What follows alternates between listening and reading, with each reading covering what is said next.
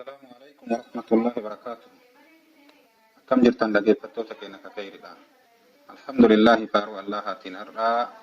أجرتني دروس الرمضانية قالوا ديمنا اتجاهات سنين جنة دروس الرمضانية درسي وعي رمضان إلى الله تجتشونا ولما قالتي كان الرا ولي فاسف نتشو إن شاء الله يربين على ما فيه دوبا نبي كنا عليه الصلاة والسلام وانجأن من صام رمضان إيمانا واحتسابا غفر له ما تقدم من ذنبه. نمني أغرتي باتي رمضان كان كيس جتشادا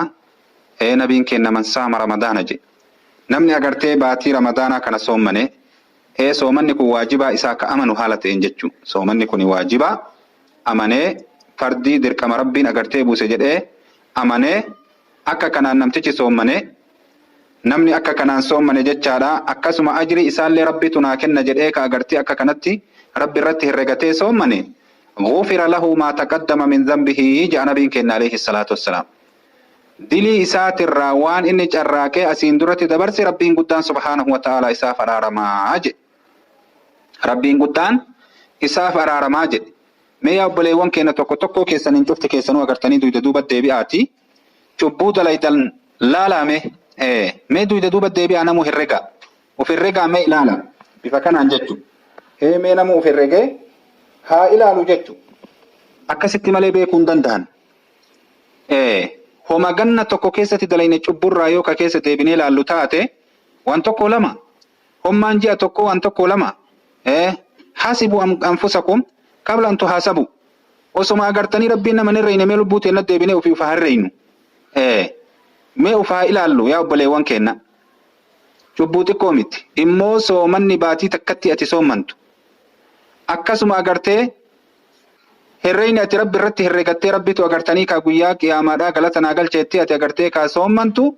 cubbuu kan kee ka asiin dura ka akka gaafa ballaydee irraa eegalee ilaa ammaatti sitti jiru damsirraa godha jechuudha. Sirraa dhiqa nabiin kenna alayhi salaatu wassalaam akkana jedhan man saama ramadaana iimaana wa ihtisaaban غفر له ما تقدم من ذنبه. رواية الإمام البخاري في مسلم اللين قباسني جرا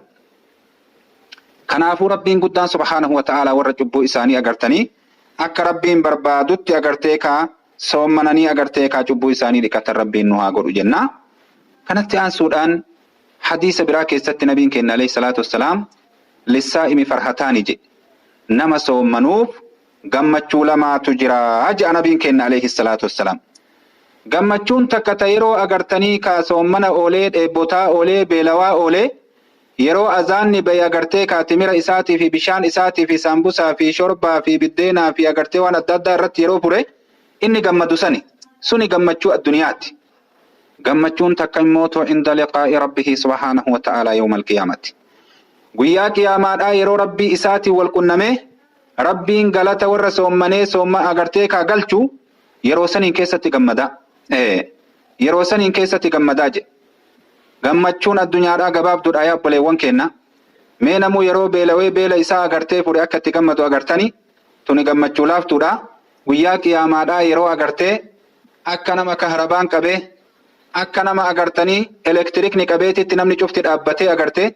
nafsii jedhu kan biyyoonni cufti akkasitti cinqatanii lubbuutiyyatu agartee ka magantaa haqa godhata jedhanii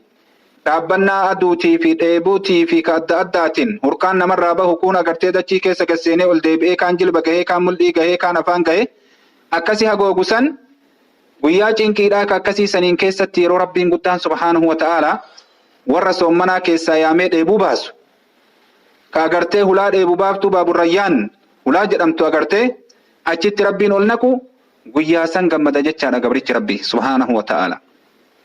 Kanaaf gammachuun tokko ka addunyaa kana gammachuun tokko ka akiraati jedhe kanaafuu warra agartanii lachiinuu gammadu rabbiin nu haa godhu. Tana agarreetii kunoo gizee agartee fixrii cufa agartanii kaafatarru cufa akkatti gammannu agarre ta'an illee rabbiin nu haa agarsiisu jenna. Asumarratti isinirraa dhaabaa hagaa darsiitti aanu walitti deebinutti. Wassalaamu alaikum warahmatullahi wabarakatuh. Salaam ilalliqa.